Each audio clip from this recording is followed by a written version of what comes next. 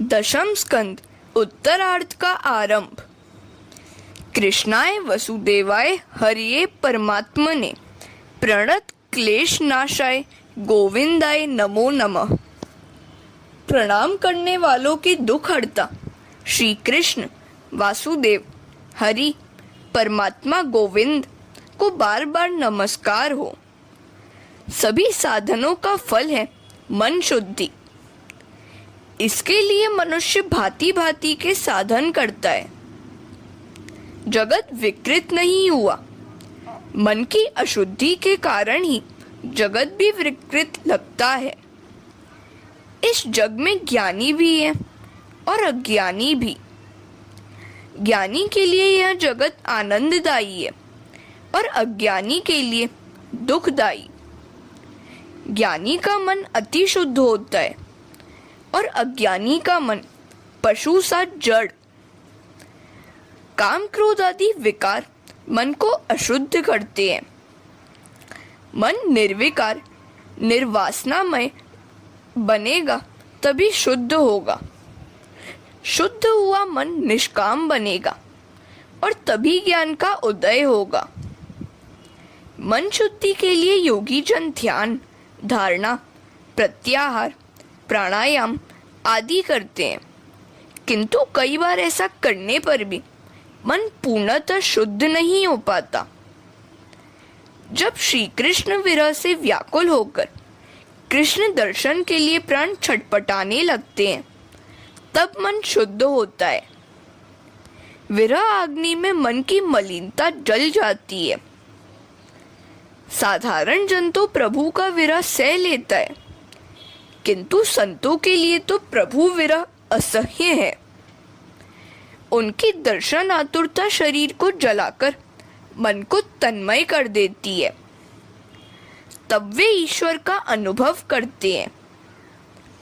वैसे तो ईश्वर सर्वत्र है। कृष्ण विरह में जलते हुए व्रजवासी आंसू बहाने लगते हैं। उन्हें वृंदावन शमशान सा लगता है। विरह में जब जीव बेचैन हो जाता है, तब अपने प्रिय पात्र की मधुर छवि उसकी दृष्टि में तैरने लगती है।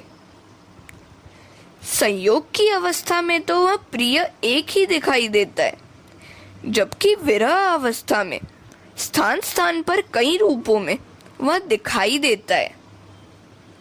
वियोगावस्था में जहाँ जहाँ दृष्टि जाती है, वहाँ वहाँ अपना प्रिय पात्र दृष्टिगोचर होता है। गोपी प्रेम की कथा उद्धव जी के प्रसंग के साथ समाप्त हुई। गोपियां प्रेम लक्षणा भक्ति की आचार्या हैं। संसार व्यवहार निभाते हुए भी किस प्रकार प्रभु भक्ति की जा सके, वह उन्होंने बतलाया है। भागवत में हर चरित्र के अंत में उसका रहस्य भी निर्दिष्ट है। कंस और कंस की रानियां, अस्थि और प्राप्ति की बातें हमने देख ली। नीति अनीति से किसी भी प्रकार के हथकंडे अपनाकर धन कमाने वाला व्यक्ति कंस है। जब से लोगों ने धन को ही सभी सुखों का आधार माना है और बैंक बैलेंस की चिंता में खोए से रहने लगे हैं, तभी से पाप बढ़ता ही जा रहा है। कंस बढ़ते ही जा रहे हैं। पैसा चाहे कोई सुख दे सकता है, किंतु शांति नहीं दे सकता। दशम स्कंद के उत्तरार्ध में 50वें अध्याय में जरासंध के आक्रमण की कथा है। हरे कृष्णा। जरासंध से युद्ध और द्वारिकापुरी का निर्माण।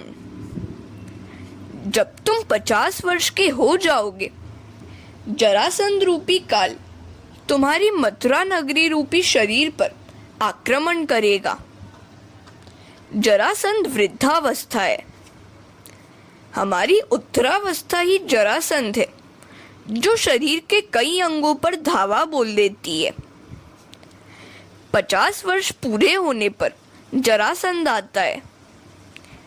जीवन का पूर्वार्ध समाप्त हुआ और अब उत्तरार्ध आया है। वृद्धावस्था शुरू हो रही है। जरासंध के आने पर मथुरा का गढ़ टूटने लगता है। आंखों की, कानों की, हाथ पांव की शक्ति क्षीण होती जाती है। 40वां वर्ष शुरू होते ही प्रवृत्ति में कटौती करनी शुरू करनी चाहिए। प्रभु की सेवा का समय बढ़ाते जाना चाहिए। श्री कृष्ण ने जरासंध को 17 बार पराजित किया तो वह 18वीं बार काल्यवन को साथ लेकर आया। उसने काल को पहले भेजा। जब जरासंध रूपी वृद्धावस्था अपने साथ काल्यवन रूपी काल को भी ले आता है तब बचना आसान नहीं है। जरासंध और काल्यवन एक साथ आ धमके तो श्री कृष्ण को मथुरा छोड़कर द्वारिका जाना पड़ा। द्वारिका अर्थात ब्रह्म विद्या। द्वारिका रूपी ब्रह्म धस्या सा ब्रह्म विद्या, अर्थात श्री कृष्ण ने ब्रह्म विद्या का आश्रय लिया। मथुरा रूपी मानव काया छोड़कर ब्रह्म विद्या का आश्रय भगवान को भी लेना पड़ा। जब वृद्धावस्था अपने साथ काल को भी ले आए तो द्वारिका रूपी ब्रह्म विद्या का आश्रय लो। ब्रह्म विद्या रूपी द्वारिका के द्वार काल और जरासंध के लिए खुल नहीं सकते, अर्थात ब्रह्मनिष्ठ को काम भोग, काल या वृद्धावस्था सता नहीं सकते।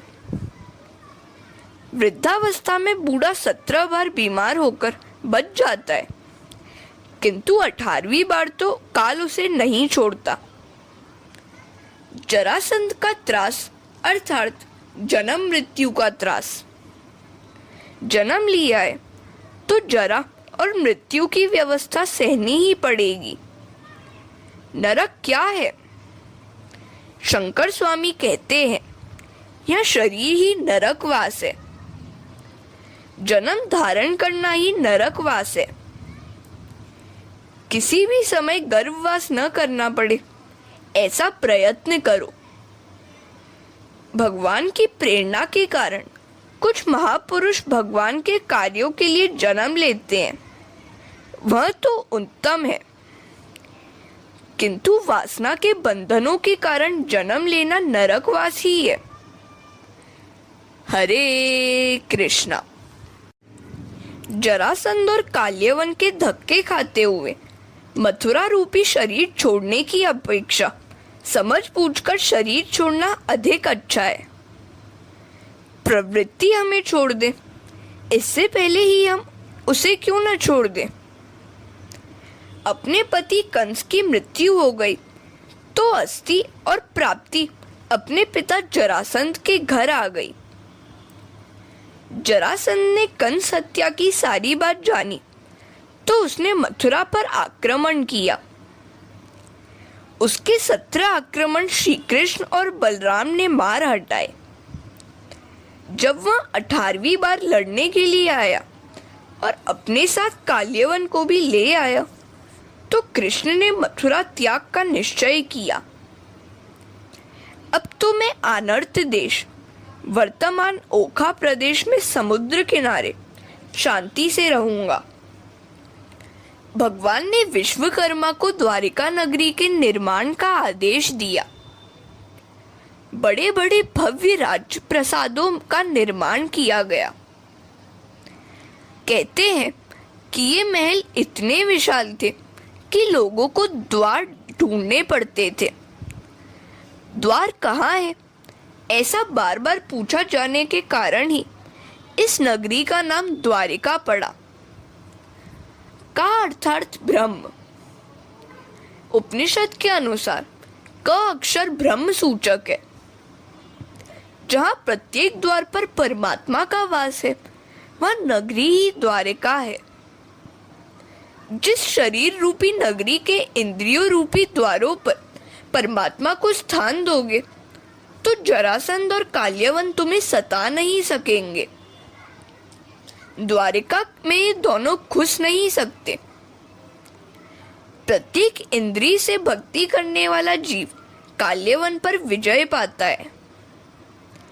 यदि जरासंध तुम्हारा पीछा कर रहा है तो प्रवर्षण पर निवास करो। प्रवर्षण पर्वत अर्थात जहाँ ज्ञान और भक्ति की मूसलाधार वर्षा हो रही है, वह स्थान। जहाँ कथा श्रवण का लाभ मिले, भक्ति रस की धारा बहती रहे, वहां जाओ। 51वें वर्ष में प्रवर्षण पर्वत पर निवास करो। वहां जरासंध सता नहीं पाएगा। श्री कृष्ण भी जरासंध के त्रास से छूटने के लिए प्रवर्षण पर्वत पर चले गए थे।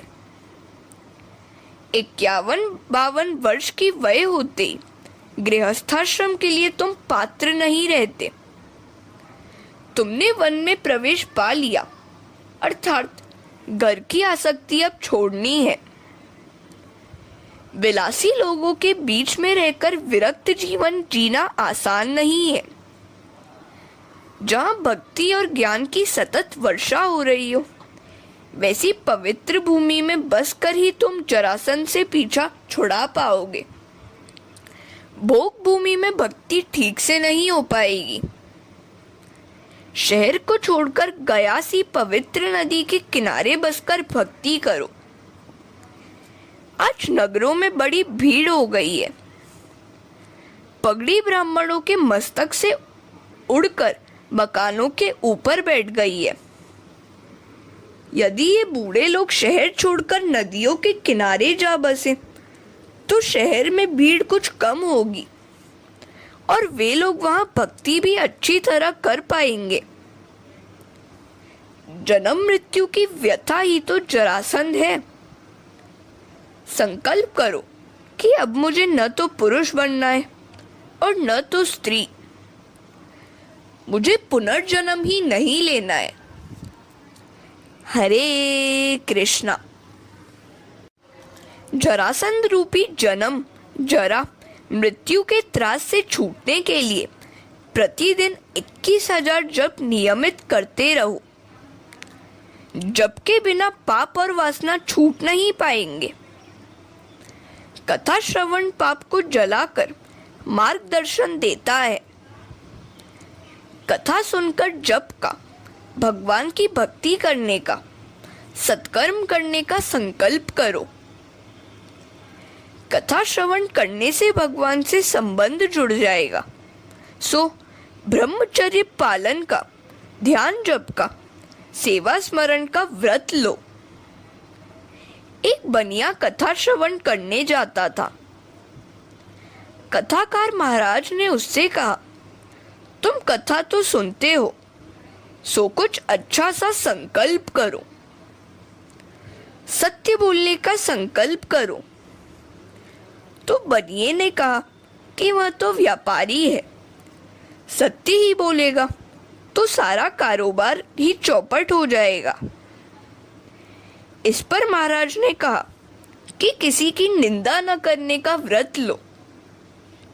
बनिया कहने लगा, महाराज, जब तक रात को मैं 2-3 घंटे बातों में न गुजारूं, मुझे नींद ही नहीं आती। सो मैं यह व्रत भी नहीं ले सकता। महाराज, मैं संकल्प करता हूँ कि रोज सुबह अपने सामने रहने वाले कुमार का मुंह देख लूंगा।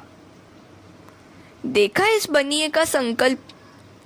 वह हर सुबह कुमार का मुंह देख लेता था। एक दिन सुबह वह कुम्हार कुछ जल्दी उठकर गांव के बाहर मिट्टी लेने चला गया तो बनिया उसका मुंह न देख पाया। वह बनिया अपना नियम निभाने के लिए उस कुम्हार को ढूंढने निकला। अब भाग्य की बात तो देखे कि उस दिन कुम्हार मिट्टी खोद रहा था तो सोने से भरा हुआ एक घड़ा उसके हाथ लग गया। वह उस घड़े को निकाल रहा था कि उसी समय वह बनिया आ पहुंचा। बनिए ने कुम्हार का मुंह देखकर कहा, चलो, मैंने देख लिया। उधर कुम्हार ने समझा कि बनिए ने सोने से भरा घड़ा देख लिया। यदि वह राजा से कह देगा तो सब कुछ जब्त हो जाएगा।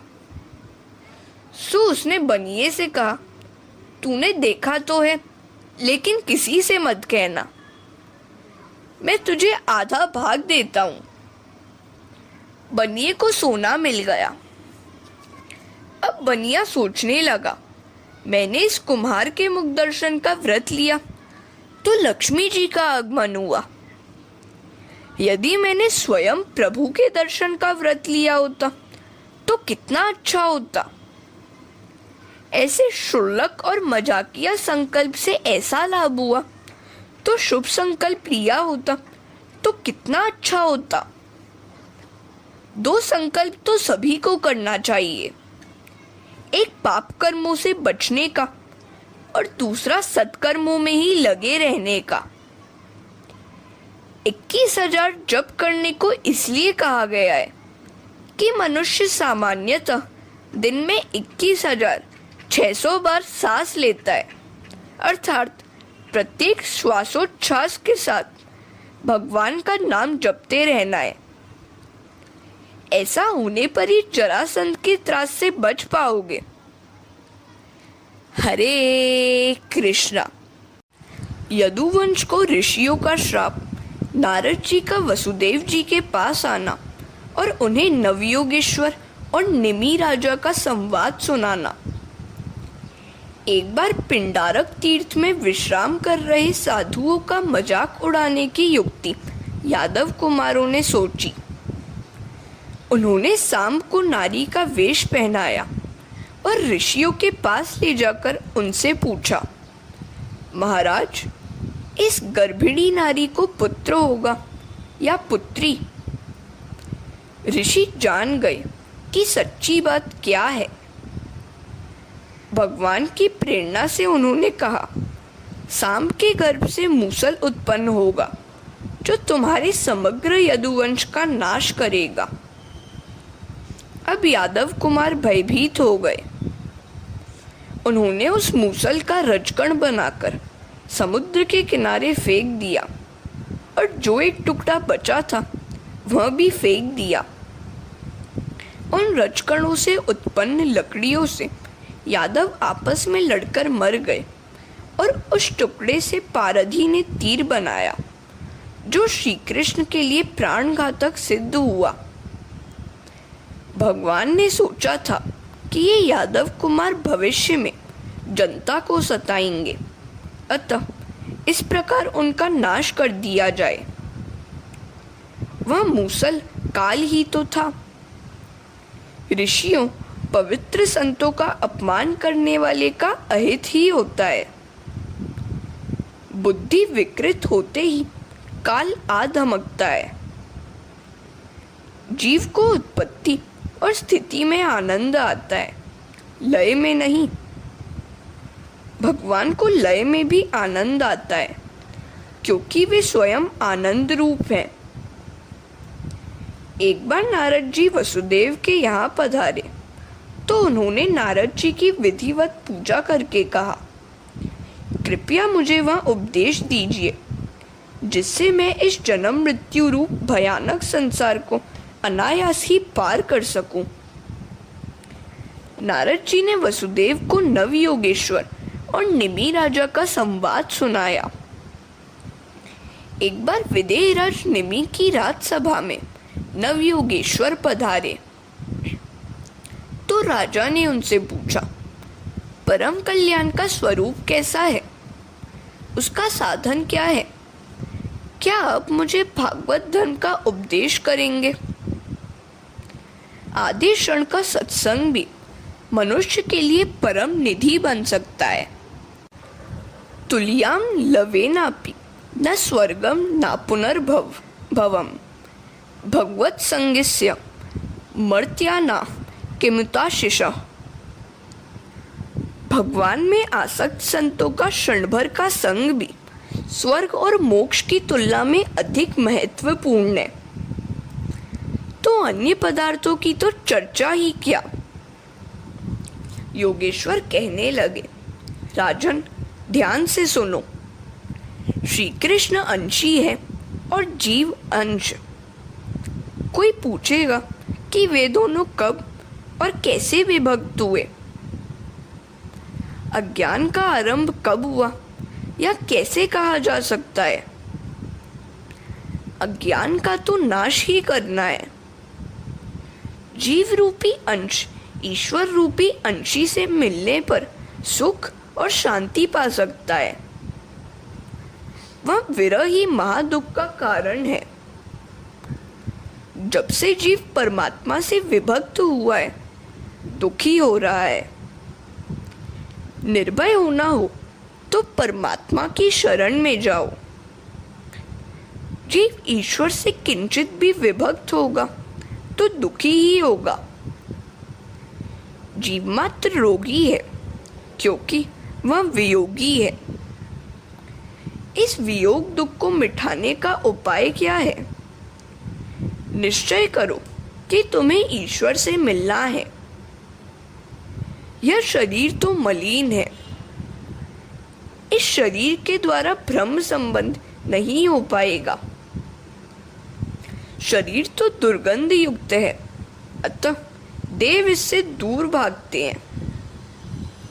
मन को ईश्वर से जोड़ लो। काल सभी के सिर पर मंडराता रहता है।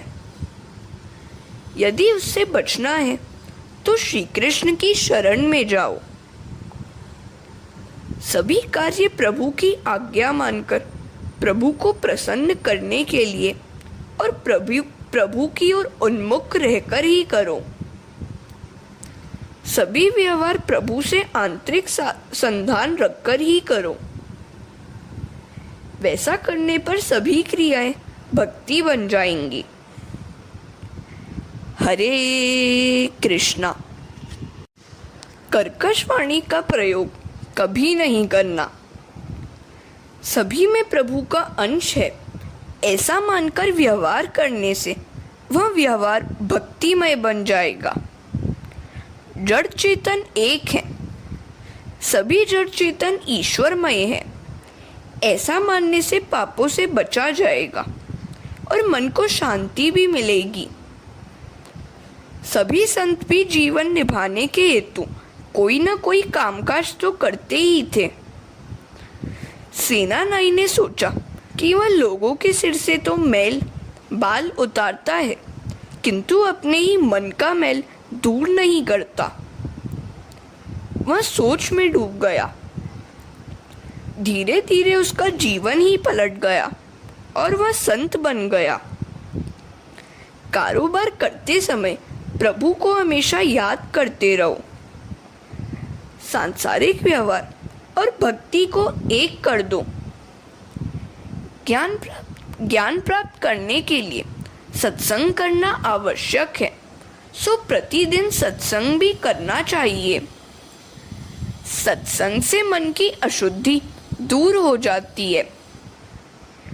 जीव जन्म के समय तो शुद्ध होता है किंतु संग का रंग उस पर चढ़ता जाता है।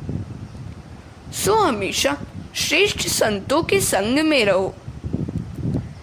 संत वह है जो हर कहीं सौंदर्य देखता तो है किंतु उसमें मन को रमने नहीं देता। संत हमेशा प्रभु का ही स्मरण चिंतन करता है। त्रैलोक्य का राज्य मिलने पर भी जो भगवान को न भूले वही व्यक्ति सच्चा संत है। संत वह है जो प्रेम डोर से हृदय के साथ परमात्मा को बांधे रखता है। ऐसे संतों का ही संग करो। जब तक सांसारिक विषय प्रिय लगते हो तब तक तुम वैष्णव नहीं बन सकते और मुक्ति के लिए पात्र भी नहीं हो। सुंदर विषयों का उपभोग करने की शक्ति और सुविधा होने पर भी मन उनमें न जाने दे, वही सच्चा वैष्णव है।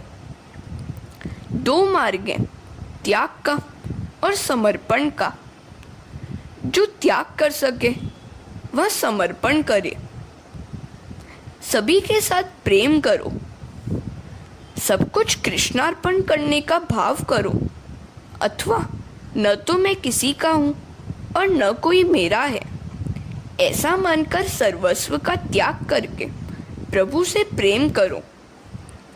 शरीर वाणी, मन, इंद्रियां, बुद्धि तथा स्वभाव से किए जाने वाले सभी कर्मों को नारायण को समर्पित करना सीधा सरल भागवत धर्म है। कायेन वाचा मनसेन्द्रियैर्वा बुद्धियात्मना वा नुसृत स्वभावात् करोति यद यत् सकलम परस्मै नारायणायेति समर्पयेतत्। इस प्रकार प्रतिक्षण प्रत्येक वृत्ति द्वारा भगवान के चरण कमलों का भजन करने वाला व्यक्ति प्रभु की प्रीति, प्रेममयी भक्ति तथा संसार के प्रति वैराग्य और भागवत स्वरूप का अनुभव ये सब एक साथ प्राप्त करता है। सर्वभूतेषु यह पश्येत् भगवत भावात्मान भूतानि भगवत्यात्मन्येष भागवतोत्तम। आत्मस्वरूप भगवान समस्त प्राणियों में आत्मरूप नियंता रूप से स्थित है। जो व्यक्ति कहीं भी अधिकता या न्यूनता न देखकर सर्वत्र भगवत सत्ता को ही देखता है, समस्त प्राणी और पदार्थ आत्मस्वरूप भगवान के कारण स्थिर है, भागवत स्वरूप है, ऐसा अनुभव करता है, उसे भगवान का परप्रेमी भक्त मानो। जो मन से एकमात्र भगवान में निवास करता है वह उत्तम भागवत भक्त है। हरे कृष्णा। नवयोगेश्वर द्वारा माया से पार होने के उपाय, ब्रह्मा और कर्म योग का निरूपण। तीसरे योगेश्वर अंतरिक्ष ने माया के लक्षण बताए तो योगेश्वर प्रबुद्ध ने माया को पार करने के उपाय बताए। जो माया को पार करना चाहता है उसे स्वतंत्र रहने के बदले किसी सच्चे संत को गुरु बनाना चाहिए और उसे सद्गुरु की आज्ञा में रहना चाहिए। विलासी और पाखंडी गुरु शिष्य का कल्याण करने के बदले अहित ही करेगा। सो पहले तो ब्रह्मनिष्ठ गुरु को ढूंढो। जिसे मात्र ब्रह्म शब्द के प्रति ही लगाव है वह गुरु पद के लिए अपात्र है। संत ऐसा ब्रह्मनिष्ठ होना चाहिए कि जिसकी स्मृति मात्र भी शिष्य को पाप कर्म की ओर बढ़ने से रोक दे।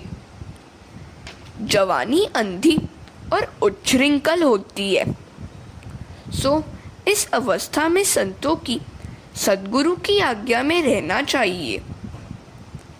जो माया से छूटना चाहता है वह ब्रह्मचर्य का पालन करे, आंखों से भी और मन से भी। रोज एकांत में एक ही बैठक में 3 घंटे तक प्रभु नाम का जप करो। वाणी संयम भी आवश्यक है। प्रतिदिन कम से कम 3 घंटे तक मौन रखो। मौन मन को एकाग्र करके चित्त की शक्ति को बढ़ाता है। वाणी और पानी का सदुपयोग करने वाला ईश्वर का अपराधी है। वाणी और पानी का दुरुपयोग करने वाला ईश्वर का अपराधी है। मन वचन कर्म से किसी को भी मत सताओ। स्वधर्म में भागवत धर्म में निष्ठा रखो, किंतु अन्य धर्मों के प्रति कुभाव नहीं, आदर रखो। रोज प्रार्थना करो। जीव और ईश्वर का पहला संबंध वाग्दान से होता है। रोज प्रार्थना करो, नाथ मैं आपका ही हूँ, मेरे अपराधों को क्षमा करना। विवेक पूर्वक विचार करने से माया का मोह कम होता है, अन्यथा मनुष्य अपना बहुत सा समय और धन व्यसन और फैशन में गंवाता रहता है। माया को पार करके यूं तो कई साधन हैं, किंतु भक्ति माया को पार करने का अनायास और सहज प्राप्त साधन है। मामेव ये प्रपद्यन्ते मायामेतां तरन्ति ते। जो मेरी शरण में आता है वह माया सागर से तर जाता है। कलयुग में श्री कृष्ण का नाम जपने से सद्गति मिलती है। सेवा केवल क्रियात्मक नहीं, भावात्मक भी होनी चाहिए। कलयुग का मनुष्य विलासी है। शरीर की उत्पत्ति ही काम द्वारा होती है। सो इस युग में योग और ज्ञान मार्ग से ईश्वर को प्राप्त करने की अपेक्षा हरि कीर्तन से उनको पाना सरल है। वैसे तो सिद्धांत और यम नियम जानते तो सभी हैं, किंतु पुण्यशाली व्यक्ति उन्हें अपने जीवन में उतार पाता है। नाम जप सरल है क्योंकि जीव तुम्हारे अधीन है। भगवान का नाम सर्वसुलभ होने पर भी अधिकांश जीव नरकगामी होते हैं। यह बड़े आश्चर्य की बात है। हरे कृष्णा। महाभारत के वन पर्व में यक्ष युधिष्ठिर संवाद आता है। यक्ष युधिष्ठिर से पूछते हैं, इस जगत का सबसे बड़ा आश्चर्य कौन सा है? युधिष्ठिर उत्तर देते हैं, अहन्यहनि भूतानि यच्छन्ति यम मंदिरम शेषा स्थिरत्वमिच्छन्ति किमाश्चर्यम मतः परम। मनुष्य प्रतिदिन हजारों जीवों को यम सदन जाते हुए देखता है, फिर भी वह स्वयं तो इस प्रकार व्यवहार करता है कि वह अमर हो। मनुष्य यहाँ हमेशा के लिए रहना चाहते हैं। इससे बढ़कर और क्या आश्चर्य होगा? दूसरों को मरते देखकर भी स्वयं को अमर मानकर भोग विलास में डूबा रहना सबसे बड़ा आश्चर्य है। पांचवें योगेश्वर ने नारायण का स्वरूप दर्शाया। निमि राजा ने कहा, अब कुछ कर्म योग के विषय में भी बताइए। इन कर्म, अकर्म और विकर्म में मेरा मन उलझ सा गया है। छठे योगेश्वर आविर्होत्र ने कहा, तेरी बात सत्य है। बहुत से विद्वान भी इसमें उलझ जाते हैं। किम कर्मेति कव्योप्यत्र मोहिता। वेद कर्म की आज्ञा देते हैं और स्वर्ग आदि का लालच भी देते हैं, किंतु उनका उद्देश्य तो कर्म छुड़ाने का ही है। कर्म में अकर्म और अकर्म में कर्म का दर्शन करें, अर्थात अनासक्त भाव से कर्म करें, वही श्रेष्ठ है। कर्म करो किंतु अनासक्त भाव से। मा फलेषु कदाचन। सभी कर्म ईश्वर अर्पण करो। सातवें योगेश्वर द्रुमी ने प्रभु की लीलाओं का वर्णन किया। उन्होंने सभी अवतारों की कथा सुनाई। आठवें योगेश्वर चमस ने भक्तिहीन पुरुष की अधोगति का वर्णन किया। करभार्जन नाम के योगेश्वर ने परमेश्वर की पूजा विधि बताई। अंत में नारद जी ने वसुदेव जी से कहा, अब अधिक समय नहीं है, श्री कृष्ण को अपना पुत्र न मानो, वह तो साक्षात परमात्मा है। उधर देवगण भी प्रभु से स्वधाम लौटने के लिए प्रार्थना करने लगे।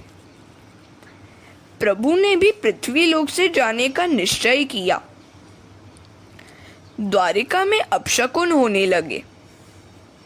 वृद्ध यादवों ने भगवान के पास आकर कहा, प्रभु यहाँ रहना इष्ट नहीं है, क्योंकि ऋषियों ने श्राप दिया है। प्रभास क्षेत्र में बसना ठीक रहेगा। और सब वहां जाने की तैयारी करने लगे।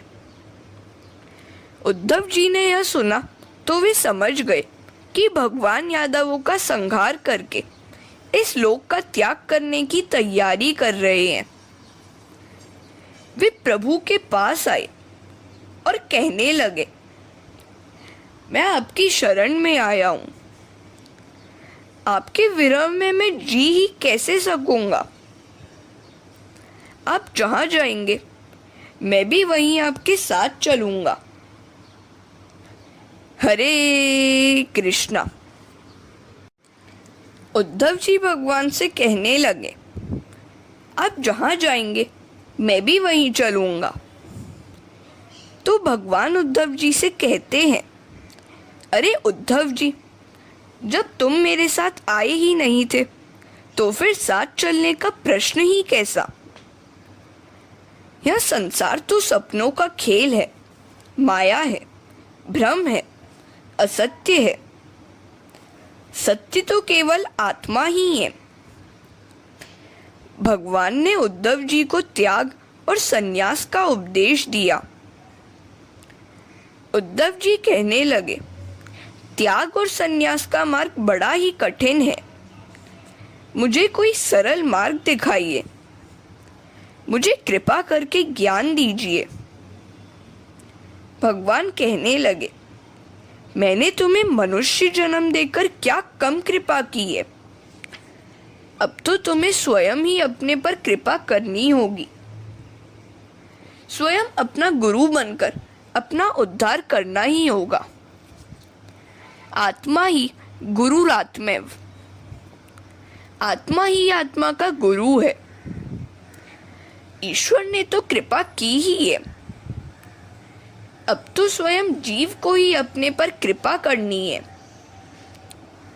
जीवन का लक्ष्य निर्धारित करके लगन से उसे प्राप्त करने का प्रयत्न करोगे तो सफलता अवश्य मिलेगी। अधिकतर जीवों को अपने लक्ष्य का ज्ञान ही नहीं है। जीवन का लक्ष्य है प्रभु की प्राप्ति। कृष्ण कथा के श्रवण से पाप जल जाते हैं और चित्त शुद्ध होता है। नियमित भजन करोगे तो ईश्वर अवश्य कृपा करेंगे। उद्धव जी, मैंने तो तुम पर कृपा की ही है। अब तुम स्वयं अपने पर कृपा करो। अजामिल जैसे वेश्यागामी और पापी पर भी प्रभु ने कृपा की थी। फिर तुम पर क्यों ना कृपा करेंगे। संकल्प करो कि इसी जन्म में भगवान के दर्शन करने हैं। भगवान उद्धव जी से कह रहे हैं, अब भयंकर कलिकाल आएगा। विधि पूर्वक कर्म नहीं होंगे। मनुष्य का जन्म तो मिलेगा किंतु संग का दोष लगेगा। उद्धव जी, तुम ही तुम्हारे गुरु हो। अपने लिए भावपूर्वक प्रयत्न करो। जब तक अंदर से प्रेरणा नहीं होगी उद्धार भी नहीं होगा। स्वयं अपना गुरु बनकर अपने उद्धार का प्रयत्न करो। मेरे सिवाय जो कुछ भी दिखाई देता है वह मिथ्या है। उद्धव, मैं तुम्हारा धन नहीं मन मांगता हूं। सभी में एक ईश्वर का दर्शन करना। अपना मन मुझे दे दो। उद्धव भगवान से कहते हैं, मुझे आपके सिवाय आत्म तत्व का ज्ञान और कौन देगा। भगवान कहने लगे, मैंने कई प्रकारों के शरीर का निर्माण किया है किंतु मनुष्य शरीर मुझे अधिक प्रिय है। इस मनुष्य शरीर में जीव तीक्ष्ण और एकाग्र बुद्धि युक्त होकर ईश्वर का साक्षात अनुभव कर सकता है। इस संबंध में अवधूत दत्तात्रेय और यदु राजा का संवाद सुनने योग्य है। हरे कृष्णा। दत्तात्रेय जी द्वारा किए गए 24 गुरुओं की कथा। भगवान उद्धव जी से कहते हैं, यदु राजा ने श्री दत्तात्रेय से ऐसे ही प्रश्न पूछे थे जैसे आप मुझसे पूछ रहे हैं। यदु राजा ने देखा कि त्रिकालदर्शी अवधूत ब्राह्मण निर्भयता से विचर रहे हैं, सो उन्होंने पूछा, दत्तात्रेय जी, आपकी भांति मेरा शरीर पुष्ट नहीं है। जिस काम और लोभ की अग्नि में संसार के अधिकांश लोग जल रहे हैं उससे आप बिल्कुल प्रभावित नहीं होते हैं। आप अपने ही स्वरूप में स्थित रहते हैं। आप अपनी आत्मा में अनिर्वचनीय आनंद का अनुभव किस प्रकार कर पाते हैं? दत्तात्रेय जी कहते हैं, राजन, मैंने जान लिया है कि सांसारिक जड़ वस्तुओं में आनंद नहीं है। जड़ वस्तुओं में से मैं मन को हटाकर सभी के दृष्टा आत्म स्वरूप में अपनी दृष्टि को स्थिर करके दृष्टा का दर्शन करता हूँ।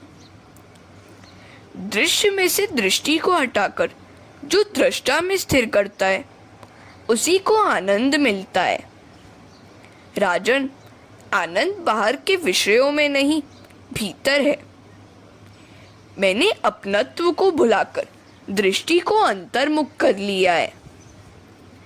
मैंने अपने ही स्वरूप में स्थित कर लिया है। प्रारब्ध जो भी देता है उसको आनंद से स्वीकार करना चाहिए। तुम भी अपने को स्वयं सुधार लो। दीक्षा गुरु एक होता है, किंतु शिक्षा गुरु अनेक हो सकते हैं। मैंने एक नहीं 24 गुरुओं से ज्ञान पाया है। मेरे गुरु के नाम आदि इस प्रकार है। धरती मेरा पहला गुरु है।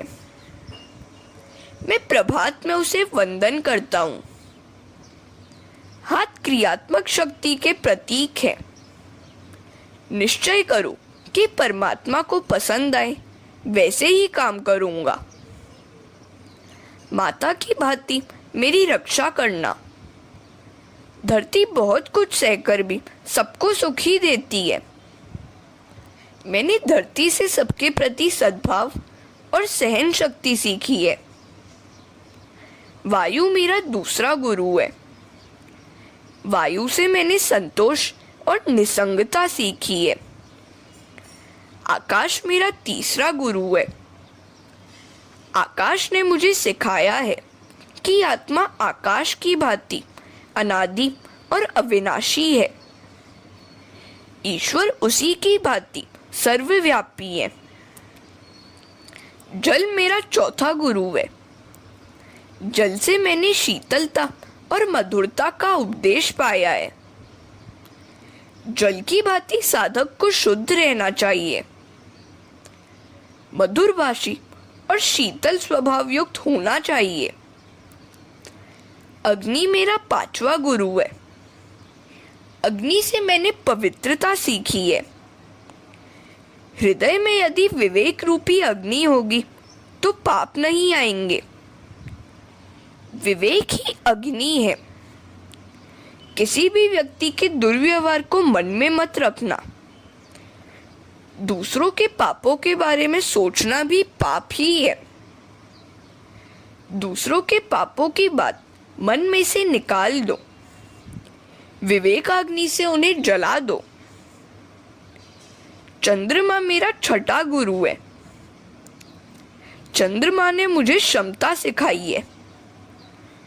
वृद्धि और ह्रास तो शरीर के होते हैं, आत्मा के नहीं।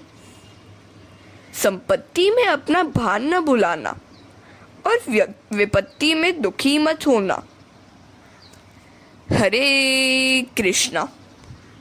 दत्तात्रेय जी यदु राजा को आगे बताते हैं, सूर्य मेरा सातवां गुरु है। सूर्य की भांति परोपकारी होना है, किंतु अभिमानी नहीं। एक ही सूर्य के प्रतिबिंब कई जल पात्रों में कहीं दिखाई देते हैं। आत्मा भी एक है, किंतु विविध देहादि उपाधियों के कारण अनेक स्वरूपों वाला दिखता है। वास्तव में आत्मा उपाधि रहित है। कबूतर मेरा आठवां गुरु है। कबूतर के प्रसंग से मैंने सीखा है कि किसी भी वस्तु या व्यक्ति के प्रति अतिशय आसक्ति नहीं होनी चाहिए। कबूतर पत्नी और पुत्र की आसक्ति के कारण मर गया। किसी की भी मृत्यु पर विलाप न करो। रोने वाला स्वयं भी एक दिन जाने वाला ही है। तो फिर दूसरों के लिए क्यों रोते हो?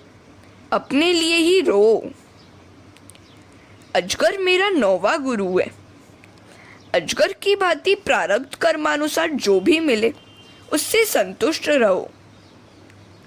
समुद्र मेरा 10वां गुरु है।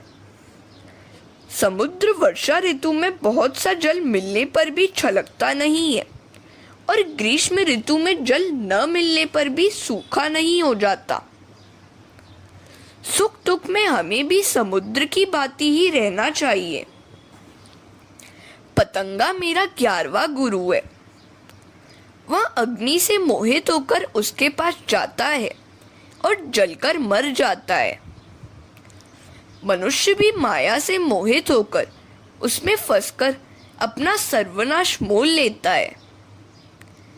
पतंगे की भांति सौंदर्य के पीछे पागल होने से अपना अहित ही होता है। जगत के विषय बाहर से सुंदर है, भीतर से नहीं। सुंदरता तो कल्पना मात्र है। एकमात्र श्री कृष्ण ही सुंदर है, उन्हीं से प्रेम करो। भ्रमर मेरा 12वां गुरु है। भ्रमर की भांति सार ग्रहण करो, किंतु आसक्त न बनो। भ्रमर ने कमल में आसक्त होकर अपने हाथों से प्राण धो लिए। वह लकड़ी तो छेद सकता है, किंतु कमल की कोमल पंखुड़ी को नहीं, क्योंकि उसे कमल के प्रति आसक्ति जो है। यह संसार भी कमल जैसा है, जो अपनी विषय रूपी गंध में जीव भ्रमर को फंसा देता है। भ्रमर कमल की पंखुड़ियों के खुलने की सोचता है, किंतु हाथी तब तक उसके सारे सपने उजाड़ देता है। मनुष्य भी सांसारिक विषयों में फंसकर अपने को लुटा देता है। सो विषय सुख में मत फंसो। हाथी रूपी काल कुचलकर नष्ट कर दे, उससे पहले ही सर्वस्व का मोह छोड़कर प्रभु से मन को जोड़ लेने वाला व्यक्ति काल को हरा सकता है। जिस प्रकार भ्रमर में लकड़ी को कुरेदने की शक्ति है, उसी प्रकार मनुष्य भी बड़ा ही शक्तिशाली है। मनुष्य यदि चाहे तो नारायण भी बन सकता है, किंतु उसे पहले आसक्ति का त्याग करना है। मधुकृत के 2 अर्थ हैं, भ्रमर और मधुमक्षिका। हरे कृष्णा। दत्तात्रेय जी आगे यदुराजा से कहते हैं, हाथी मेरा 13वां गुरु है। स्पर्श सुख की लालसा के कारण हाथी जान गंवाता है। लोग एक बड़ा सा गड्ढा खोदकर ऊपर घास पत्ते रखकर नकली हथनी रख देते हैं। हाथी उसे असली हथनी मानकर स्पर्श सुख की इच्छा से वहां जाता है और तुरंत उस गड्ढे में फंस जाता है। साधक पुरुष को चाहिए कि वह नारी का संग न करे और साधिका स्त्री को चाहिए कि वह पुरुष का संग न करे। मूर्ति तक का स्पर्श न किया जाए। पदापि युवती भिक्षुर मास प्रेषेद दार्वीमपि। मधुमक्षिका मेरी 14वीं गुरु है। मधुमक्खी द्वारा एकत्रित मधु शिकारी छीन ले जाता है। योगी भी बिना उद्यम किए ही भोग पा सकता है। धन का संग्रह करने के बदले दान करो। मेरा 15वां गुरु हिरण है। जिस प्रकार स्पर्श सुख की लालसा से हाथी का नाश होता है, उसी प्रकार संगीत श्रवण की लालसा से हिरण का नाश होता है। सो योगी को गीत, नृत्य, संगीत आदि विषयों का त्याग करना चाहिए। मेरी 16वीं गुरु मछली है। रस सुख की, जिह्वा स्वाद की लालसा मछली को मारती है। कांटे से लगाया गया मांस मछली खाने जाती है और मर जाती है। मनुष्य को भी यह जिह्वा बड़ी परेशान करती है। सभी इंद्रियों को जीतकर भी यदि जिह्वा को नहीं जीता तो नाश ही होगा। जो रसना को जीतता है वह सर्वस्व को जीत लेता है। जितम सर्वम जिते रसे। दत्तात्रेय जी ने इस प्रकार शब्द, स्पर्श, रस, रूप और गंध इन पांचों विषयों की चर्चा की। एक ही विषय का सेवन करने पर भी हाथी, भ्रमर आदि का नाश होता है, तो सभी विषयों का सेवन करने वाले मनुष्य की तो कैसी दुर्गति होती होगी। मृत्यु के पश्चात सुनाया जाने वाला गरुड़ पुराण मनुष्य को मृत्यु के पूर्व ही सुनना चाहिए। कुरंग मातंग पतंग मृडमाना हता पंच भिरेव पंच। एक प्रमादी स कथम न हन्यते यह सेवते पंच भिरेव पंच। पतंगा, हाथी, हिरण, भ्रमर और मछली मात्र एक विषय की आसक्ति के कारण मर जाते हैं, तो 5 विषयों का उपभोग करने वाला प्रमादी मनुष्य क्यों न मरे। एक वेश्या मेरी 17वीं गुरु है। पिंगला नाम की एक वेश्या धनवान ग्राहक की प्रतीक्षा में सारी रात जागा करती थी। एक बार उसने सोचा कि कामी पुरुष के लिए जागने की अपेक्षा प्रभु के लिए जागकर उनको ही क्यों न पालूं, और उसने विषयों का त्याग किया। उसने कामी पुरुष की प्रतीक्षा में जागते रहना छोड़ दिया। अब मैं केवल प्रभु को ही प्रसन्न करने का प्रयत्न करूंगी। काल सर्प के ग्रास जीवात्मा की रक्षा प्रभु के सिवाय और कौन कर सकता है। ग्रस्तम काल हिनास्तमानम कोन्य स्नातुम धीश्वरम। हरे कृष्णा। इस जगत में आशा परम दुख है और निराशा परम सुख। सो सुख की आशा न करो।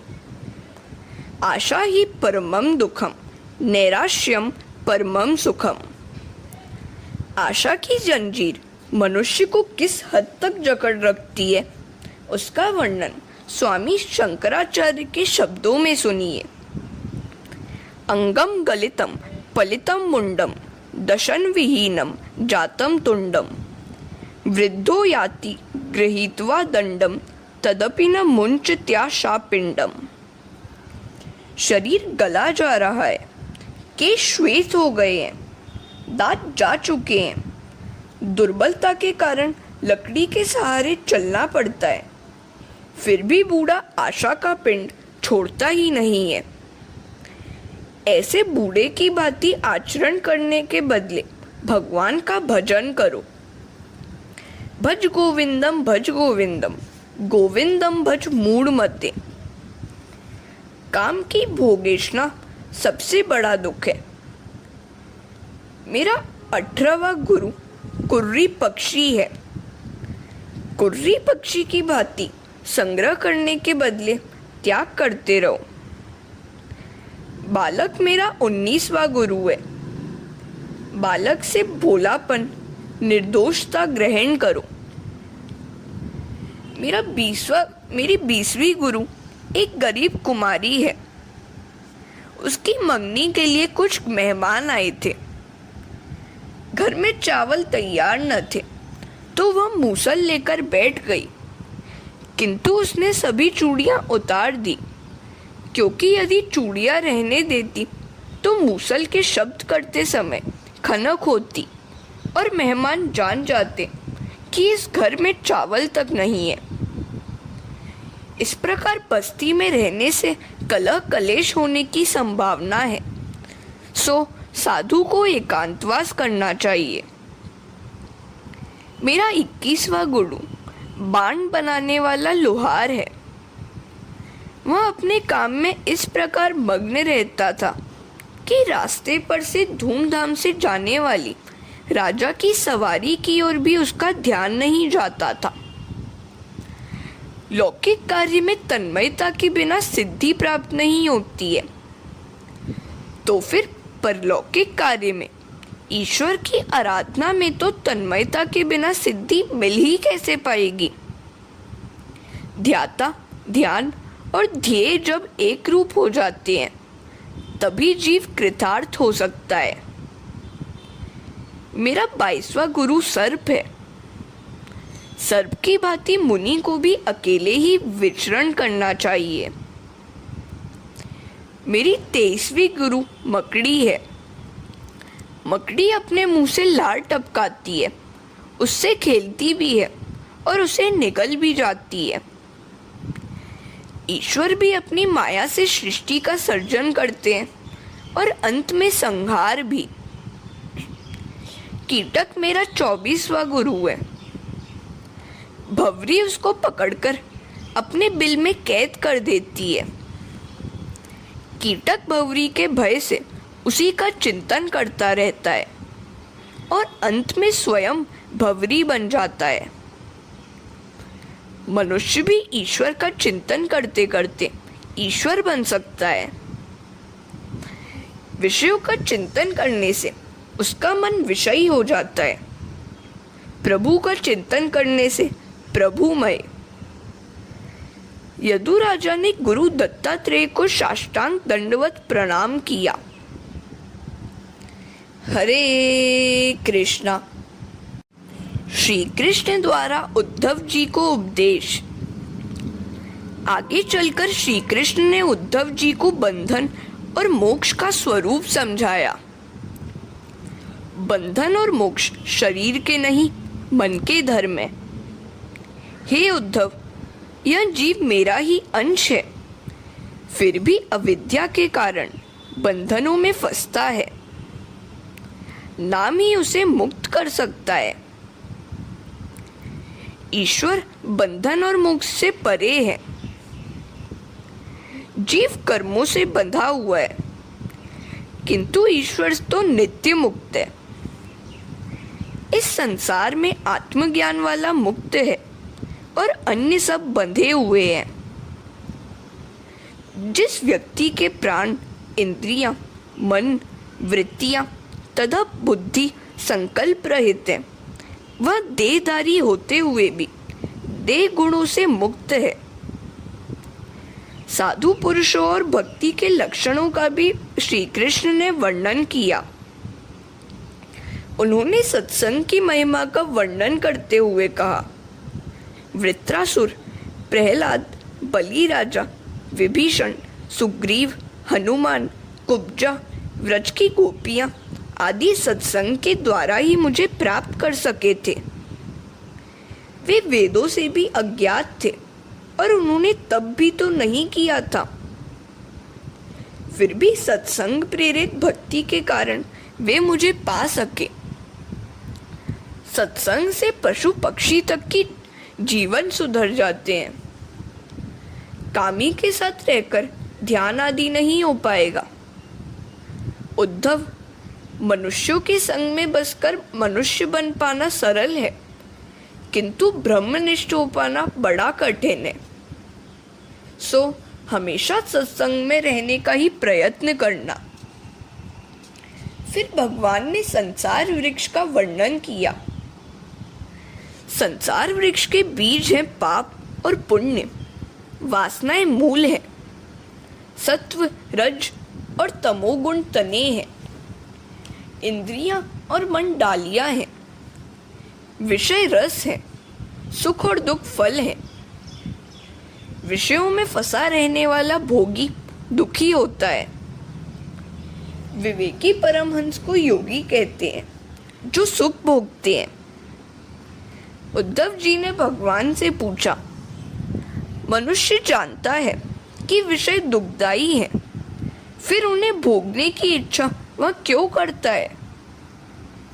विषय मन की ओर जाते हैं या मन विषय की ओर? भगवान कहते हैं, यह रजोगुणी मन मनुष्य को विषयों में फंसाता है। पहले मन विषयों की ओर जाता है और फिर उन विषयों का आकार धारण करके विषयों को अपने में बसा लेता है। मन विषयाकार हो जाता है। मन स्वयं विषय युक्त बनकर जीव को सताता है। विषयों का चिंतन प्रभु भक्ति में बाधक है। ईश्वर स्मरण चाहे न हो पाए, सांसारिक विषयों का चिंतन तो कभी न करो। मन को विषयों की ओर जाने ही नहीं दो, उसे वश में करके मुझी में एकाग्र कर दो। ईश्वर में मन का लय करना ही महान योग है। उद्धव, वैसे तो कर्म, यज्ञ, सत्य, दम, शम, ऐश्वर्य, यज्ञ, तप, दान, व्रत, नियम, यम आदि कल्याण के कई साधन हैं, किंतु सर्वश्रेष्ठ साधन तो मेरी भक्ति ही है। भक्ति सभी पापों को जलाकर भस्म कर देती है। हरे कृष्णा। भगवान उद्धव जी से कहते हैं, न साध्यति माम योगो न सांख्यम धर्म उद्धव, न स्वाध्यायस्त पस्त्यागो यथा भक्तिर ममोर्जिता। मुझे प्राप्त करने के लिए अनन्य भक्ति में जितनी सामर्थ्य है, उतनी सामर्थ्य योग, सांख्य, धर्म, वेदाध्ययन, तप, त्याग आदि में नहीं है। भक्ति योग की महत्ता के बाद प्रभु ने ध्यान योग की विधि बताई। ध्यान के दो प्रकार हैं। एक ही अंग के चिंतन को ध्यान कहते हैं और सर्वांगों के चिंतन को धारणा। ध्यान करते करते वह ध्येय से एक रूप हो जाता है। रोज ईश्वर का ध्यान करोगे तो घर, शरीर, संसार का विस्मरण हो पाएगा। जो प्रभु से तन्मय हो गया है, उसे देहबान नहीं रहता। उद्धव, व्यर्थ भाषण भी पाप ही है, सो सोच समझ के ही बोलना चाहिए। भक्ति से सिद्धि प्राप्त होती है, किंतु वह मेरी प्राप्ति में बाधक है, सो उनसे दूर ही रहना। सिद्धि प्रसिद्धि लाती है और प्रसिद्धि प्रमाद। परिणामतः मेरे भजन में विक्षेप होने लगता है, सो सिद्धियों से दूर ही रहना। आगे भगवान ने अपनी विभूतियों का वर्णन किया। उन्होंने ब्रह्मचर्य आश्रम, गृहस्थाश्रम, वानप्रस्थाश्रम और संन्यासाश्रम के धर्म भी समझाए। भक्ति, ज्ञान, यम, नियम आदि साधनों का भी उन्होंने वर्णन किया। जगत में किसी भी जीव को हीन मत समझना। फिर उद्धव जी ने कुछ शब्दों का अर्थ और व्याख्या पूछी, जो भगवान ने इस प्रकार बताई। मुझी में बुद्धि की स्थापना करना श्रम है, इंद्रियों को वश में करना दम है, किसी भी प्राणी का द्रोह न करना दान है, जगत में किसी भी जीव के प्रति कुभाव न रखना और असद्भाव न रखना सबसे बड़ा दान है। भूत द्रोह का त्याग दान है। चेतन और जड़ किसी से भी द्रोह न करो, सबको समान भाव से देखो। सभी कामनाओं का त्याग तप है। काम सुख का विचार तक न रखने वाला सबसे बड़ा तपस्वी है। वासना और स्वभाव को जीतना शौर्य है। ब्रह्म का ही विचार करना श्रेष्ठ सत्य और धर्म ही सर्वोत्तम धन है। धर्मम इष्टम सर्वम नृणाम। मेरी भक्ति प्राप्त करना ही सर्वोत्तम लाभ है। बंधन और मोक्ष के तत्व का ज्ञाता ही पंडित है और ग्रंथों में लिखे हुए सिद्धांतों को जीवन में उतारकर भक्तिमय जीवन जीने वाला उत्तम ज्ञानी है। देह को ही आत्मा मानकर देह में अहम बुद्धि रखने वाला महामूर्ख है। सद्गुणों से संपन्न धनवान है और असंतुष्ट व्यक्ति दरिद्र। माया के अधीन होकर सांसारिक विषयों में फंसकर इंद्रियों का दास बनने वाला जीव है।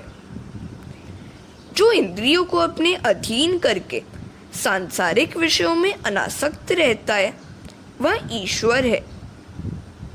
न केवल बाहर के अपितु भीतर के शत्रुओं का नाश करने वाला जितेंद्रिय ही सच्चा वीर है, जो निंदा से लेश मात्र भी प्रभावित नहीं होता है, वही सच्चा भक्त है। हरे कृष्णा। भगवान उद्धव जी से कहते हैं, उद्धव, मनुष्य के कल्याण के हेतु मैंने 3 उपाय बताए हैं, ज्ञान योग, निष्काम कर्म योग और भक्ति योग। मनुष्य शरीर ज्ञान और भक्ति प्राप्त करने का साधन है, अतः श्रेष्ठ है।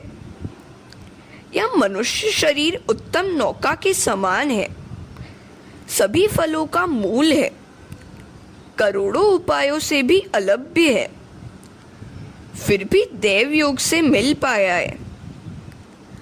गुरु रूपी मांझी के द्वारा तथा मुझ वायु से बढ़ रहा है, फिर भी यदि इस अमूल्य देह नौका का सदुपयोग न कर भवसागर पार करने का प्रयत्न न करे, तो वह मनुष्य स्वयं अपना ही नाश करता है, आत्मघाती है। नृदेह माध्यम सुलभम सुदुर्लभम प्लवम सुकल्पम गुरु कर्णधारम मायानुकूलेन नभ स्वतिरेतम पुमान भवाब्धि न तरेत स आत्महा। उद्धव, यदि सत्संग न किया जा सके तो कोई बात नहीं, किंतु काम विषयों का संग तो कभी न करना। सत्संग की प्राप्ति ईश्वर की कृपा पर आधारित है, लेकिन कामी का संग त्याग मनुष्य के अपने बस की ही बात है। मन केवल प्रभु को ही दो, किसी स्त्री पुरुष या रिश्तेदारों को नहीं। हे उद्धव, तुम अपना मन मुझे ही देना, मैं तुम्हारा धन नहीं मन ही मांगता हूँ। हे उद्धव, इस अखिल विश्व में मैं ही व्याप्त हूँ, ऐसी मेरी भावना करना। भक्ति के द्वारा सभी के आत्मा रूप मेरे दर्शन करके मनुष्य के हृदय से अहंकार की गांठ छूट जाती है, सभी संयम नष्ट होते हैं और सभी कर्म भी नष्ट होते हैं। भिद्यते हृदय ग्रंथिश्छिद्यन्ते सर्व संशया क्षीयन्ते चास्य कर्माणि मयि दृष्टे खिलात्मनि। उद्धव, किसी की प्रशंसा से प्रसन्न न होना और किसी की निंदा से अप्रसन्न भी मत होना। स्तुति और निंदा को एक समान मानना। उद्धव जी कहने लगे, निराधार निंदा को कैसे सहा जाए? तो भगवान कहते हैं, जो निंदा सह न सके वह कच्चा है। निंदक तो मित्र होता है, वह हमें दोष दर्शन कराता है। इसी कारण से तो साधुजन हमेशा निंदक को अपने साथ ही रखते हैं। निंदा के शब्द तो आकाश में विलीन हो जाते हैं। निंदक मित्र समान, साधु निंदक मित्र समान। फिर भगवान ने उद्धव जी को भिक्षु गीता का उपदेश दिया। सुख दुख तो मन की कल्पना है। मन की निद्रा की सी स्थिति यदि जागृति में भी हो जाए तो मुक्ति ही है। लोग भिक्षु की निंदा करते हैं, किंतु वह मन पर असर होने ही नहीं देता। भिक्षु कहता है, अर्थस्य साधने सिद्धेत्कर्षे रक्षणे व्यये नाशो भोग आया शस्त्रा संचिंता भ्रमो नृणाम।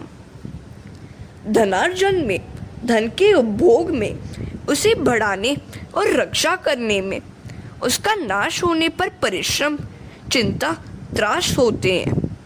फिर भी मनुष्य वैसे ही धन के पीछे भागता फिरता है। धन हर प्रकार से, हर स्थिति में मनुष्य को सताता है, फिर भी उसे विवेक नहीं आ पाता। हरे कृष्णा।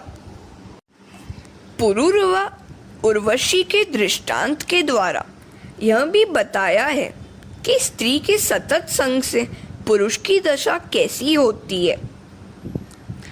दुष्टों की संगति मनुष्य की अधोगति करती है और सज्जनों की संगति ऊर्ध्व गति।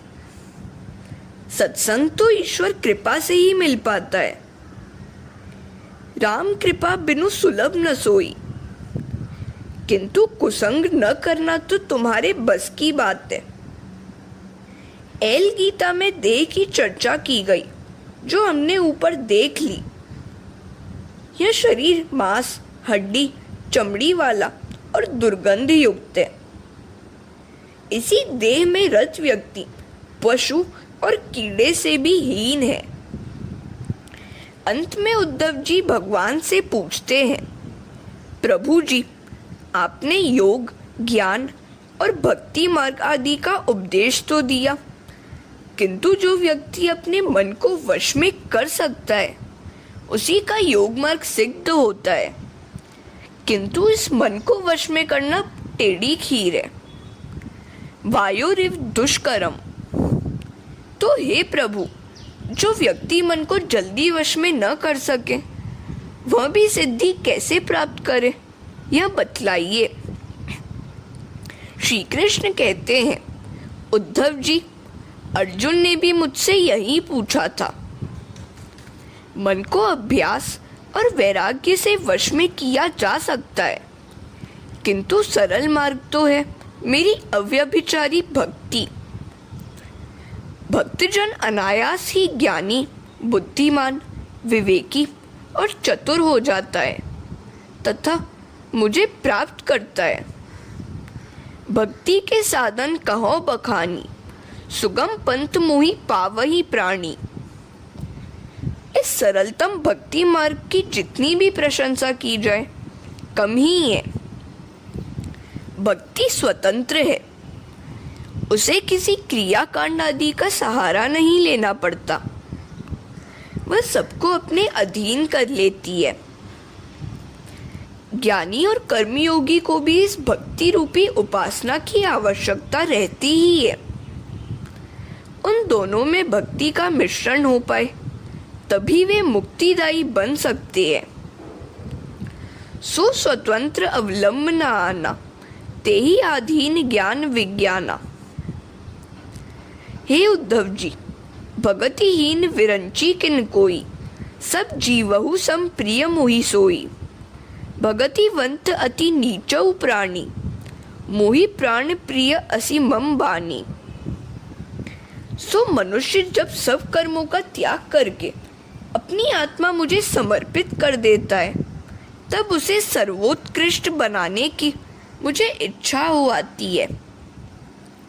वे मुझसे तद्रूप होने के योग्य बनकर मोक्ष पाते हैं। औरों की निंदा न करना, जगत को सुधारने का व्यर्थ प्रयत्न भी न करना, अपने आप को ही सुधारना। समाज को तो स्वयं प्रभु भी सुधार नहीं पाए थे, वे साधारण मनुष्य क्या कर पाएंगे। कृष्ण के समय में भी दुर्योधन, शिशुपाल आदि बहुत से दुष्ट मानवों का अस्तित्व था। जगत को प्रसन्न कर पाना बड़ा कठिन है, जबकि परमात्मा को प्रसन्न कर पाना उतना कठिन नहीं है। हरे कृष्णा। भगवान उद्धव जी से कहते हैं, हे उद्धव, मैं तुम्हारा धन नहीं मन मांगता हूँ। मन देने योग्य तो केवल मैं परमात्मा ही हूँ। मैं तुम्हारे मन की बड़ी लगन से रक्षा करूँगा। मैं सर्वव्यापी हूँ, तुम मेरी ही शरण लो। उद्धव, मैंने तुम्हें समग्र ब्रह्म ज्ञान का दान दिया है। इस ब्रह्म ज्ञान के दाता को मैं अपना सर्वस्व देता हूँ। अब तो तुम्हारा मोह, शोक आदि दूर हो गए हैं ना। उद्धव ने भगवान को प्रणाम किया और कहा, अब मैं और कुछ भी सुनना नहीं चाहता। जितना सुना है उस पर मनन करना चाहता हूँ। श्री कृष्ण कहते हैं, उद्धव, अब तुम अलकनंदा के किनारे बद्रिकाश्रम में रहकर इंद्रियों को संयमित करके ब्रह्म ज्ञान का चिंतन करो। अपना मन मुझी में स्थिर करो। वैसा करने पर तुम मुझे प्राप्त कर पाओगे। बद्रिकाश्रम योग भूमि है। वहां प्रभु की प्राप्ति शीघ्र ही होती है। उद्धव जी कहते हैं, प्रभु आप भी मेरे साथ चलिए। भगवान कहते हैं, उद्धव मैं शरीर के साथ तो अब वहां नहीं जा सकता। मैं चैतन्य स्वरूप से तुम्हारे हृदय में ही हूँ, तुम्हारा साक्षी हूँ। सो चिंता न करना। तुम जब आतुरता और एकाग्रता से मेरा स्मरण करोगे, मैं उपस्थित हो जाऊंगा। अन्यथा वैसे तो अकेले ही आना जाना है। जगत में सभी जानते हैं कि अकेले ही जाना है। फिर स्त्री पुरुष एक दूसरे में आसक्ति क्यों रखते हैं? इस संसार के सभी संबंध मिथ्या हैं, असत्य हैं। एक श्रीमंत नगर सेठ का जवान पुत्र रोज एक महात्मा की कथा सुनने को जाता था, किंतु समय से पहले उठकर चला जाता था। तो महात्मा ने एक दिन उससे ऐसा करने का कारण पूछा। युवक ने कहा, महाराज, मैं अपने माता पिता का एकमात्र पुत्र हूँ। यदि घर लौटने में कुछ देरी हो जाए तो वे मुझे ढूंढने निकलते हैं और मेरी पत्नी भी मेरे लिए अपने प्राण बिछाती है। आप संसारियों के संबंध को मिथ्या बतलाते हैं, किंतु आपको कोई अनुभव तो है नहीं। महात्मा कहते हैं, यदि ऐसा ही है तो हम उनके प्रेम की परीक्षा क्यों न कर लें? यह जड़ी बूटी तू खा ले, तेरा शरीर गर्म हो जाएगा। मैं उपचार करने आऊंगा, फिर वहां जो होता रहे वह तू देखते रहना। उस युवक ने महात्मा के आदेश का पालन किया। उसका शरीर एकदम गर्म हो गया। माता पिता ने घबराकर कई डॉक्टरों और वैद्यों को बुलाया, किंतु उनके उपाय कारगर न रहे। युवक की पत्नी भी कलप रही थी।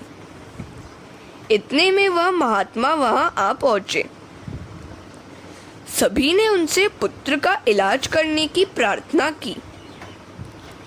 महाराज ने चिकित्सा करते हुए कहा, किसी ने जादू टोना कर दिया है, मैं उपाय कर सकता हूँ।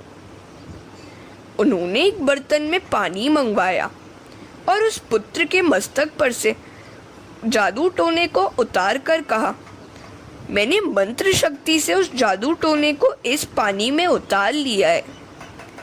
अब यदि इस युवक को बचाना चाहते हैं तो यह पानी किसी को पीना पड़ेगा।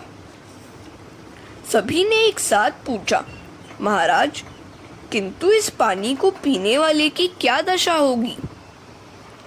महात्मा ने कहा, वह शायद मर भी जाए, किंतु यह युवक बच जाएगा। सो तुम में से कोई यह पानी पी जाओ।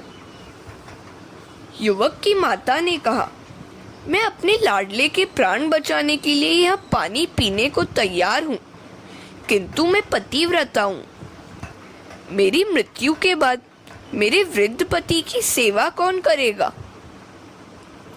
युवक के पिता ने कहा, मैं यह पानी पी तो लूं, किंतु मेरी मृत्यु के बाद इस बेचारी मेरी पत्नी की क्या दशा होगी? वह मेरे बिना जिएगी ही कैसे? महात्मा ने विनोद किया, तुम दोनों आधा आधा पानी पी लो, दोनों के सभी क्रियाकर्म एक साथ हो जाएंगे।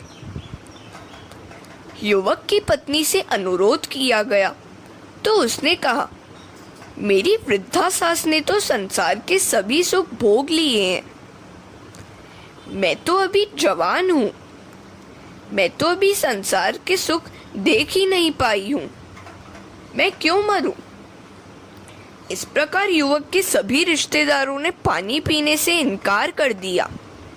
उल्टे वे सब महात्मा से कहने लगे, महाराज आप ही इसे पी जाइए, आपके पीछे रोने वाला तो कोई है नहीं। आप हमेशा कहते हैं कि परोपकार सबसे बड़ा धर्म है, सो आप स्वयं परोपकार कर दीजिए। हम आपके पीछे हर साल श्राद्ध और ब्रह्म भोज करेंगे। महात्मा ने पानी पी लिया। पुत्र को अपने रिश्तेदारों के व्यवहार और प्रेम का अनुभव ठीक से हो चुका है। उसने उठकर महात्मा के साथ ही घर छोड़ दिया। महाराज, मैंने संसार की असारता देख ली। कोई किसी का नहीं है, सभी संबंध स्वार्थपरक ही है। वास्तविक संबंध तो एक ईश्वर का ही है। महात्मा कबीर भी कहते हैं, मन फूला फूला फिरे, जगत में कैसा नाता रे। पेट पकड़कर माता रोवे, बाह पकड़कर भाई, लपट झपट कर तिरिया रोवे, हंस अकेला जाई। मन फूला फूला फिरे, जगत में कैसा नाता रे। जब तक जीवे माता रोवे, बहन रोवे 10 मासा, 13 दिन तक तिरिया रोवे, फेर किए घर बासा। मन फूला फूला फिरे, जगत में कैसा नाता रे। हे उद्धव, मैं हमेशा तुम्हारे साथ ही हूँ, हमेशा मेरा स्मरण करते रहना। सिद्धि स्मरण संसिद्धि, मेरा हमेशा स्मरण करते रहना भी सिद्धि ही है। हरे कृष्णा। श्री उद्धव जी का भगवान की चरण पादुका लेकर बद्रिकाश्रम जाना, यदुकुल का संहार एवं भगवान का स्वधाम गमन। उद्धव जी इतने के बाद भी नहीं माने। वे कहने लगे कि मैं आपके बिना बद्रिकाश्रम कैसे जा सकता हूँ। सो भगवान ने उनको अपनी चरण पादुका दी। अब उद्धव को लगा कि भगवान उनके साथ है। श्री कृष्ण को हमेशा अपने साथ रखो, परमात्मा के सानिध्य का सतत अनुभव करो। तुकाराम ने कहा था, चाहे मेरा वंश न रहे, चाहे मुझे भूखा मरना पड़े, किंतु प्रभु मेरे साथ रहे। उद्धव बद्रिकाश्रम आए, उनको सद्गति मिल गई और वे कृतार्थ हो गए। फिर यादवों के विनाश की कथा सुनाई गई। द्वारिका लीला की समाप्ति के समय पंढरपुर में पुंडलीक भक्त हुआ, जिसे कृतार्थ करने के लिए द्वारिकानाथ विट्ठलनाथ बने। पुंडलीक घर में से जल्दी बाहर नहीं आया। भगवान की कमर में वेदना होने लगी, सो वे कमर पर हाथ रखकर खड़े रहे। भगवान कहते हैं, कभी निराश ना होना, मेरी शरण में आओ, मैं तुम्हारे लिए हमेशा खड़ा ही हूँ। वे कटी पर हाथ रखकर यही सूचित करते हैं कि उनकी शरण में जाने वाले के लिए संसार केवल कटी भर ही गहरा है, उतने जल में कोई डूब नहीं सकता। अपने पापों का प्रायश्चित करके मेरी शरण में आओगे तो संसार सागर से तर जाओगे। श्री कृष्ण साक्षात परमात्मा है। वे पुंडलीक के लिए द्वारिका से पंढरपुर तक गए थे। वे अब भी पंढरपुर में विद्यमान है। विट्ठलनाथ के गुणों का वर्णन कौन कर सकता है। नेति नेति कह वेद पुकारे, सो अधरन पर मुरली धारे। शिव संकादिक अंत न पावे, सो सखियन संग रास रचावे। सकल लोक में आप पुजावे, सो मोहन व्रज राज कहावे। महिमा अगम निगम जही गावे, सो जशोदा लिए गोद खिलावे। जब तब संयम ध्यान न आवे, सोई नंद के आंगन धावे। शिव संकादिक अंत न पावे, सो गोपन की गाय चरावे। अगम अगोचर लीलाधारी, सो राधावश कुंज विहारी।